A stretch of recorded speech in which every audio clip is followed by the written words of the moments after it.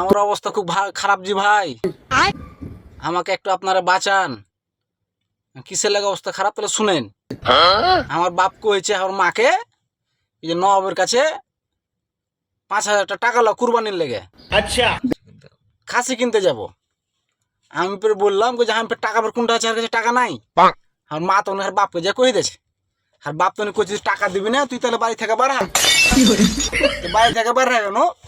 বাড়ি থেকে বাড়ার পরে আর একটা মাথায় বুদ্ধি আসছে। এক জায়গায় দোকানে বসলাম, দোকানে বসে চা খাইলাম, মাথাতে বুদ্ধি আসছে হাতে 76,000 ফলোয়ার। 76 যদি ফলোয়ার হয়, যদি 76,000 ফলোয়ার বন্ধুরা যদি আগে যদি একটা এরে দেয়, তাহলে তো 76,000। তো বন্ধুরা আগে আপনারা বাঁচান।